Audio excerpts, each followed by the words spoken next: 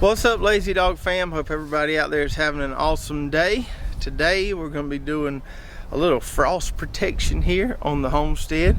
We were in a t-shirt just a couple days ago. Today we're all bundled up, supposed to get a freeze in the morning, and then come Christmas, a few days after today, we'll be back in the t-shirt. It is what it is, but we've got a few plants or a few crops that we need to be worried about with this freeze coming in the morning. So we'll talk about which plants we're not worried about, which plants we are worried about, and show you what we're going to do to protect them. So several videos ago, when we were in the greenhouse planting some more lettuce, I showed you some of the frost protection things I had bought online, and I had bought that in preparation for the last frost we had, which seems like it was 3 or 4 weeks ago now. But I didn't really get it in the mail in time to protect everything, and everything ended up being all right for that frost. And when it comes to frost protection down here, a lot of times I just gamble on it because, like I told you, it'd be 75 one day, we're gonna freeze in the morning, it'll be back up to 77 in a couple of days. So it's not really always worth my time to install all these frost protection measures, because then I got to take them off because I got to worry about the plants getting too hot underneath there. But I've got some things that I think are going to be easy to install and remove, make things a little bit easier so we can protect some of these plants that may experience a little frost damage. And normally, if I'm trying to protect something, I'm kind of scrambling to do it. I'm doing it at like 5 or 6 o'clock at night before that frost comes. I'm not always really prepared for it, but this time I'm prepared. We're going to get all this set up in the middle of the day today. That way it'll be there, it can protect these plants, and then we'll pull it off in the next day or so as we warm up again, and we'll put it back when we get another frost, probably in the next few weeks. So let's talk about the crops that I'm not worried about and the ones that I am worried about. So I'm not worried about any of these cover crops out here. Nothing I can really do to protect those anyway. This mustard right here might get a little burn on it, but it should be okay. The clover will be fine. That kale cover crop over there will be fine. Obviously we're not worried about this plot that has the tarp on it. This mustard over here, this cover crop might get a little burn, but not worried about that because nothing we can do about it. Then we've got onions over there on the other side of that tarp. We're not really worried about those. Those will be fine. In this plot we've got carrots, beets, parsnips, and some lettuce. All that should be fine, nothing to worry about there. Back behind that plot we've got collards and kale and garlic. Not really worried about any of that stuff. Now in this plot here we do have a couple things we need to worry about. I'm not worried about this spinach right here. It'll be just fine. It's really cold tolerant. This cabbage here should be just fine. It did experience some damage when we had that first kind of early frost in November, but I think a lot of that had to do with it just not being acclimated yet, and I think it'll be just fine. The Brussels sprouts here, we actually want them to get a nice shot of cold. That should help trigger some of that sprout production there. You can see those after we pruned them the other day, a few videos ago.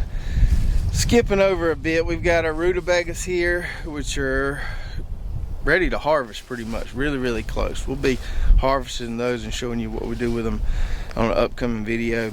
Our Chinese cabbage here, I think will be just fine. More cabbage, and then we got the fennel, dill, and cilantro on the end here, which will be just fine. The two things to worry about in this plot here would be mainly this broccoli right here. So you can see we're getting heads on those broccoli plants. Not big heads yet. They were probably double that size. I might just go ahead and harvest them and be done with it, not worry with the plants. But I think those heads will get a good bit bigger, and if those get a freeze on them, they'll turn to mush. So we definitely want to protect these. And then down here we've got some cauliflower plants that are looking really good. We've got some wrapping going on down in there, which tells me there is some semblance of a cauliflower head there that we probably want to protect, just like we are those broccoli heads. Now in this little plot, we got several things that are freeze susceptible. We got our English peas here, which we've already picked twice, and got a decent amount of peas off of those. Sometimes the frost really gets them, sometimes it doesn't. It just depends down here kind of on the moisture in the air, so you really never know what you're going to get with those guys. And then we've got our marigolds over here. We get another hard freeze, it'll probably zap those guys. We got our mustard here, the Savannah mustard, it might get zapped. These flowers here, the calendula and the bachelor button, I think will be just fine. But the marigolds, the mustard, and the English peas might take a hit. But I'm not really going to take any protective measures on anything in this plot here. It's one of those situations where we've kind of gotten the goodie out of this plot. We've gotten enough enjoyment out of it where if it does all get really damaged by frost, it's not a big deal. We've got 2 really good harvests off the English peas, so if they bite the dust by in the morning, you know, I'm not really concerned about it. The mustard, we've harvested that 3, maybe 4 times already, and we got lots of other greens getting ready in the garden, so if they die back, no big worries there. And the marigolds, we've really enjoyed those blooms for a couple months now, and if they get killed, no big deal. Over here in our 3 little raised beds we have beside the barn, in this first one here we've got some snapdragon plants, had some ginger in there, and it finally just bit the dust. I don't know what I did wrong on the ginger. I got to go back to the drawing board on my ginger growing. We'll try again next year. It was in the middle there, but those plants are toast now. Not sure what happened, but I think these snapdragons will be fine. This is one I'm worried about. This turmeric right here. You can see those posts around it. I had like a makeshift blanket covering situation on it. That last frost we had before my stuff come in the mail, but I think we're going to do a little better job, have a little better setup this time. I'll show you that in a little bit. This one here I'm not really worried about this time, and those garlic chives there should be just fine. So the only one here we need to really worry about is the turmeric. So let's talk about what we can do to protect those vulnerable crops from freezing temperatures. Now I'm going to show you our frost fabric setup here in a little bit. We're going to get that installed. But what other things can you do? Maybe, you know, you realize, oh, it's going to freeze at the last minute. You don't have time to get some supplies. What can you do? We've talked about this a little bit on previous videos. The one thing you can do is run a sprinkler all night. If you got a little plot that you're worried about, I know it's not the most economical use of water, but if you run a sprinkler on it all night, you can go out there at like, I don't know, 1 or 2 o'clock in the morning, turn the sprinkler on, then turn it off, you know, that next day once it warms up a little bit. That will save the plants.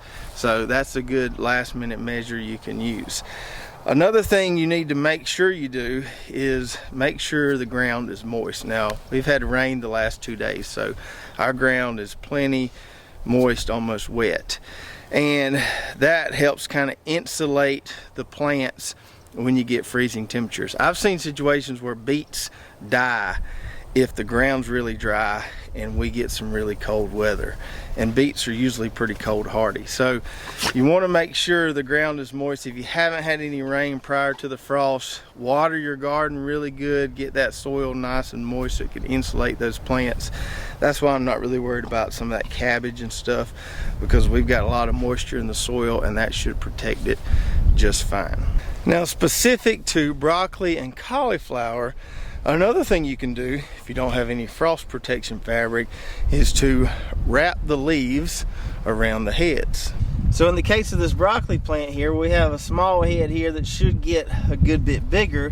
What you can do is take all these leaves right here, kind of pull them up like this. Oh, that one broke off. And take a rubber band or something and wrap all these leaves up like this, and that should protect that broccoli head from any freezing temperatures.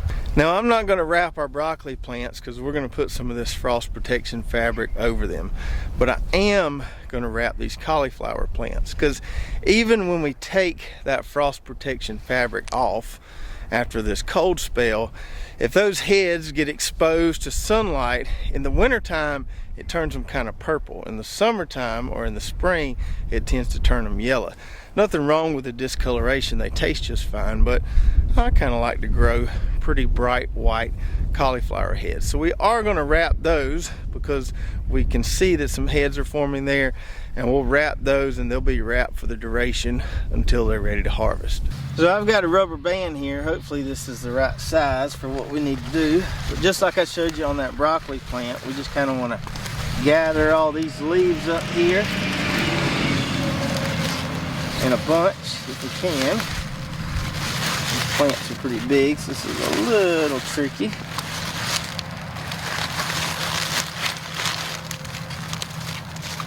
Take our rubber band, put it around there like that, and we should be good to go. Alright, so we got all 7 of those heads wrapped up there nice and snug, and that should give us some bright white heads when they do get ready to harvest. So now let's go to the greenhouse, get our frost protection supplies, and get all that installed. So let me show you what I got here.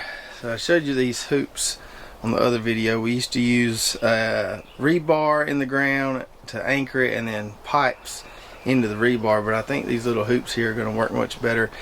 These come in a 6-pack.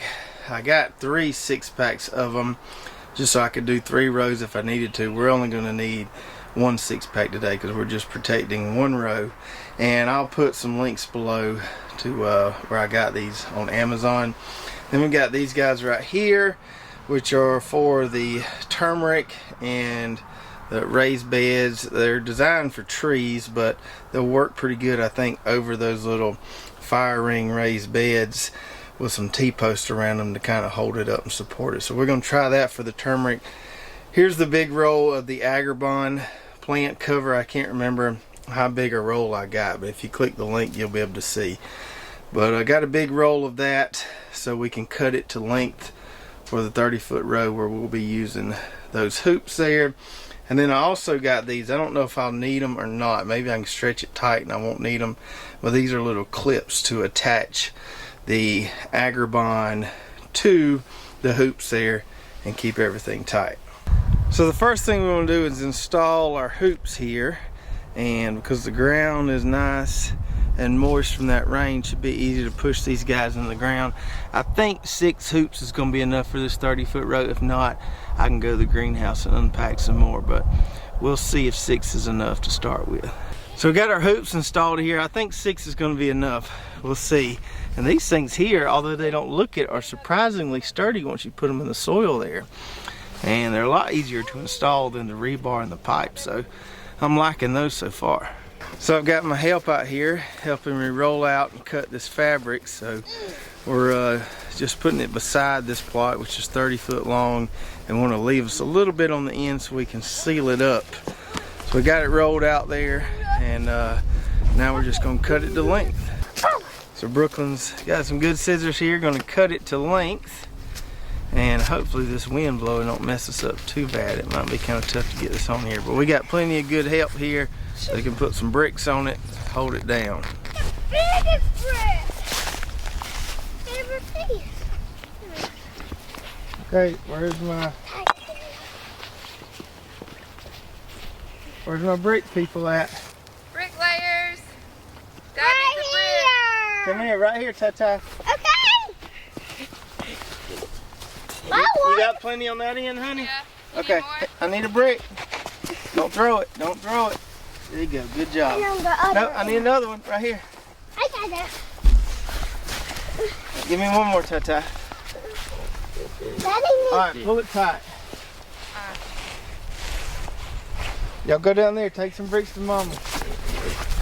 I got it. You gonna lay bricks down here? Yeah, but I need you to pull it tight. That's as tight as I can get it. There you go. Okay, go get some bricks from Dad and lay them along here. All right, all right, all right. Now with the wind blowing like it is today, this probably would have been an impossible job for one person, but having Brooklyn and the boys out here really helped, and it didn't take no time to get that. installed there. We got it pulled pretty tight. I think it looks pretty good. Got it held down with some bricks there, because we got plenty of bricks. Now, if this was a crop where you were worried about the leaves being susceptible to frost, you probably wouldn't want the top of this fabric here touching the leaves. But since we're only really worried about the heads, which are kind of down in there a little bit, I think we'll be just fine. And I really like this setup with those hoops and this fabric here. And now that we've got this cut to length, we can use it in the future on any of these plots out here, because they all have a 30-foot row length. So pretty good little deal there. And I should mention, we're not using these clips right here for the hoops. I have them in case I need them. And I think maybe if you were doing longer rows where it was a little harder to pull it tight, you might need them. With this 30-foot row, it was pretty easy to pull it tight. And I don't think those are going to be necessary at this point. All right, so on our turmeric here, I think these posts are close enough together to fit this little blanket over them, but we're going to see. We do not know. We can adjust it if we need to. Okay. Let's pull this baby out here, see what we got. Did you just not want to use that leftover roll? You don't want to wrap it, I guess. In No, this is kind of oh, it slips on. like a tree Pillowcase. blanket. Yeah, like a pillowcase. Yeah, that's a good way to I put it. just caught a green frog that I stepped on. Oh my goodness. I stepped on a green frog and then touched it. Let's try to make sure not to rip it. I feel like I'm going to have more experience in this since I have put on so many pillowcases. Oh yeah? Mama, they already ate it all. They did. Are you over all the posts over there? Yep. Okay, let's just ease it on down slowly then. I probably should put something on top of these posts here Yeah. so it wouldn't rip. We'll do something different next time. Like some more plastic caps. Yeah, they make some T-post caps. Some of these posts here are kind of beat up though. I don't know how well they fit on top of them. There's a dead frog over there. Well, that's about just right, ain't it? Yep. Does that have to go to the ground? Yeah, we'll put it But on. does it have to? It doesn't have to, but I think it'll give us more protection if it is. Okay. I thought we might have to hold that down with bricks, but that's I don't think so. I think it's snug enough. That's perfect right there. Yeah. This would be perfect if you had a little orange tree or something like that too. Oh, yeah. All right. So you're not covering the other stuff? No, the rest of the stuff should be fine. Okay. So we've got all our frost protection measures in place, and just to recap the things you can do. One, you can just harvest what you got, call it a day, kind of cut your losses there. Our broccoli wasn't quite big enough to really you know, make that call yet, so we decided to protect it. The other thing is, you can run a sprinkler all night if you've got a big enough sprinkler and a small enough garden plot. Always make sure your soil is moist, even if you're using frost protection fabric or anything. You know, that's going to help insulate the soil. And then obviously the fabric like we use today, which I'm really happy with so far, the ease of installation of that. We got everything set up, what, about 15 minutes? Yeah. I remember being little and driving by like people's houses and seeing stuff covered with bed sheets. I have no idea what that was. So this is a lot fancier than you make them and use a whole bunch of bed sheets. And that's So what I used on this the first time. Used some of the cat's quilts out here at the barn. I mean, that's a great way to reuse and recycle. Yeah. You know, you get some at Goodwill or something like that, and if you're crafty, As long as we together. don't tear it though, this stuff here, should last it again. seems thin, but it should last a while. But yeah, you ride down the road, the citrus trees in people's yard has become increasingly popular down here, but if it gets too cold, it can zap them. So a lot of people cover their orange or satsuma or lemon or grapefruit trees and kind of keep them protected. Yeah, and I think the reason we do that is because the times that we have a frost are so few. There are so few, yeah. And you may not even have them every year. Yeah, and So you we'll can do all gamble this. sometimes. Yeah. We'll be at 80 degrees on Christmas Day, I think. 70, somewhere between 75 and 77 is looking now, but So still pretty warm. we'll be ripping this off pretty quick. That's right. I'm planning on having a video on Friday, Christmas Eve, but if not, I want to wish y'all all a Merry Christmas and a Happy New Year. Yeah. And hope you enjoyed our frost protection video. Hope you're taking the proper measures to kind of protect what plants you have left in your garden. If you did enjoy the video, make sure to subscribe, hit that notification button, like and share, and we'll see you next time right here at Lazy Dog Farm. Oh, farewell. By the beauty of your life,